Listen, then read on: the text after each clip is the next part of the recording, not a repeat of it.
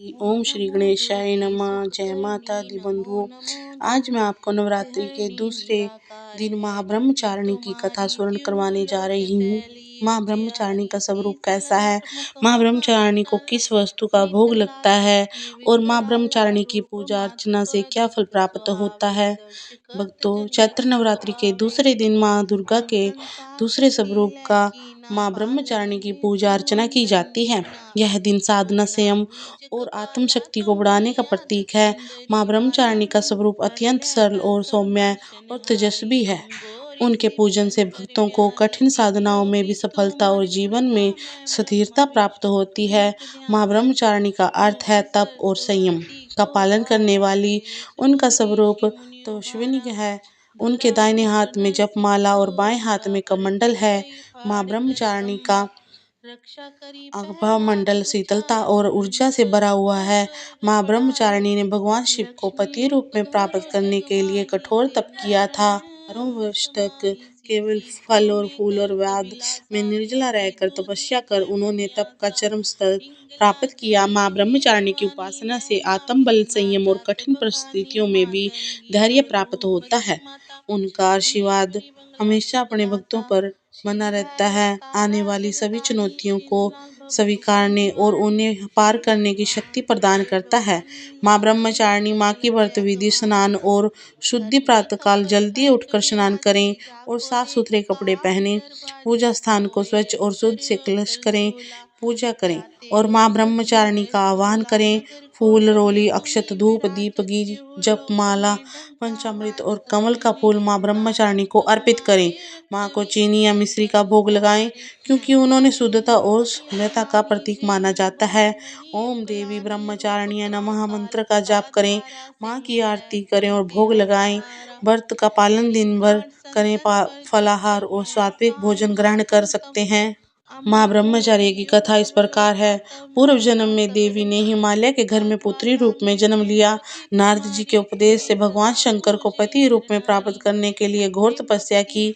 इस कठिन तपस्या के कारण उन्हें तपस्विनी अर्थात ब्रह्मचारिणी नाम से अभेद्या गया। 1000 वर्ष तक इन्होंने केवल फल फूल खाकर बिताए। 100 वर्ष तक केवल जमीन पर रहकर शाक और निर्वाह किया। कुछ दिन तक कठिन उपवास रखे और खुले आकाश के नीचे वर्षा और धूप के घोर कष्ट सहे। 3000 वर्षों तक टूटे हुए बेलपत्र खाए और भगवान शंकर की आराधना करती रही। इसके बाद तो उन्होंने सूखे बेल पत्र खाना भी छोड़ दिया। कई हजार वर्षों तक निर्जला और निराहार रहकर तपस्या करती रही। तो को खाना छोड़ देने के कारण ही इनका नाम अपर्णा पड़ गया।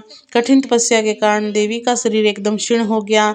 देवता, ऋषि, सद्गुण मुनि सभी ने ब्रह्मचारिणी की तपस्या को अभूतपूर्व पुण्य बताया, सराहना की और कहा, हे देवी, आज तक किसी ने इस तरह का कठोर तपस्या नहीं की है। यह तुम्हारी से ही संभव हो सकता है। तुम्हारी मनोकामना पर पूर्ण होगी और भगवान चंद्रमौली शिव जी तुम्हारे पति रूप में प्राप्त होंगे। अब तपस्या छोड़कर घर लौट जाओ, जल्दी तुम्हारे पिता तुम्हें घर ले जाने आ रहे हैं। माँ ब्रह्मचारिणी की कथा यही सार निकलता है कि जीवन में कठिन संघर्षों में भी मन को विचलित ना करें। माँ ब्रह्मचारी देवी की कृपा से हमेशा ही सर्वशक्ति की प्राप्ति होती रहती है। दुर्गा पूजा के दूसरे दिन देवी के इसी स्वरूप को अर्थात ब्रह्मचारिणी स्वरूप की उपासना की जाती है। बंधुओं, सभी को नवरात्रि में व्रत अवश्य करने चाहिए, क्योंकि नवरात्रि के व्रत करने से माँ की कृपा सदा ही अपने भक्तों पर बनी रहती है। माँ सभी के भंडारे भरती है, सभी की मनोकामना पूर्ण करती है। जो कोई भी माँ की सच्चे दिल से आराधना करते हैं, माँ के व्रत करते हैं, बोलो ब्रह्मचारिणी माता की जय। बंधु, यदि आपको हमारी यह कथा अच्छी लगी हो तो इस लाइक करें, साथ साथ शेयर करें और कमेंट बॉक्स में जय माता अवश्य लिखें, ताकि आपको कथा स्वर्ण का पूर्ण फल प्राप्त हो सके। बोलो ब्रह्मचारिणी माता की जय। जय हो। तो आज मैं आपको माँ चंद्रघंटा की कथा स्वर्ण करवाने जा रही हूँ। बंधुओं, इस बार चैत्र नवरात्रि में दूसरा और तीसरा नवरात्रा एक साथ है, इसलिए आज मैं आपको तीसरे दिन की कथा स्वर्ण करवा रही हूँ। बंधुओं, चैत्र नवरात्रि के तीसरे दिन माँ दुर्गा का स्वरूप चंद्रघंटा की पूजा की जाती है। उनका यह शांति और शक्ति का प्रतीक माना जाता है। माँ चंद्रघंटा के माथे पर घंटे के आकार का एक अर्धचंदा विराजमान है, जिससे उन्हें यह नाम मिला है। उनका स्वरूप युद्ध के लिए तत्पर देवी का, लेकिन उनका आशीर्वाद भक्तों को शांति और निर्भयता प्रदान करता है। माँ चंद्रघंटा का शरीर आभा से प्रकाशित होने के कारण 10 हाथ हैं, जिनमें 8 शस्त्र सुशोभित हैं। उनका वाहन सिंह है, जो साहस और वीरता का प्रतीक है। उन्हें घंटे की ध्वनि से राक्षसों और बुरी शक्तियों का नाश होता है। माँ का यह स्वरूप भक्तों के लिए संकट मोचक का कार्य करता है। माँ चंद्रघंटा की उपासना से भक्तों को साहस और ऊर्जा और आत्मविश्वास की प्राप्ति होती है। माँ पूजा करने से नकारात्मक ऊर्जा का और भय का नाश होता है। साथ ही जीवन में सुख शांति का संचार होता है। तीसरे नवरात्रि प्रातः काल स्नान के बाद स्वच्छ वस्त्र धारण करें, पूजा स्थल को शुद्ध करें, गंगा जल छिड़कें, कलश स्थापना के बाद कलश की पूजा करें और माँ चंद्रघंटा का आह्वान करें। माँ पूजा से में लाल फूल, अक्षत, रोली, धूप, दीप, चंदन और शहद का भोग अर्पित करें। माँ को दूध या दूध से बनी मिठाई का भोग लगाएं। माँ के लिए इस मंत्र का उच्चारण करें, ओम देवी चंद्रघंटाय नमः, ओम देवी चंद्रघंटाय नमः। फिर माँ को भोग लगाएं और आरती करें। व्रत के दिन फलाहार रहें। माँ चंद्रघंटा की पूजा से जीवन में साहस, शांति और सुरक्षा का आशीर्वाद प्राप्त होता है। उनका आह्वान करने से भक्त भय और नकारात्मक ऊर्जा से मुक्त होकर जीवन में प्रगति करता है। इस नवरात्रि माँ चंद्रघंटा की कृपा से जीवन को निर्भयता और शांति से परिपूर्ण कर लीजिए।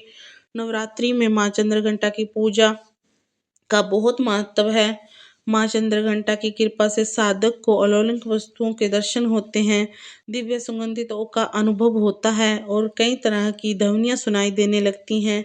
इन क्षणों में साधक को बहुत सावधान रहना चाहिए। चंद्रघंटा की आराधना से साधक में वीरता और निडरता के साथ सभ्यता और विनम्रता का विकास होता है।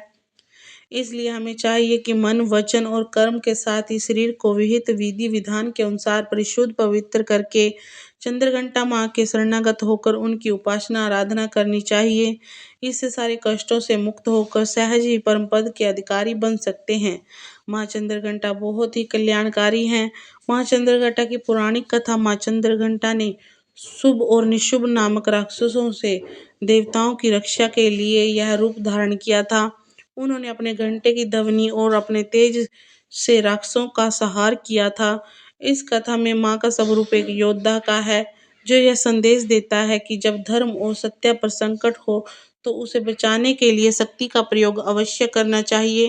बंधु, यदि आपको माँ चंद्रघंटा की यह कथा अच्छी लगी हो तो इसे लाइक करने के साथ साथ शेयर करें। अगर चैनल पर पहली बार आए हैं तो इसे सब्सक्राइब कर लें और जय माता की लिखना ना भूलें।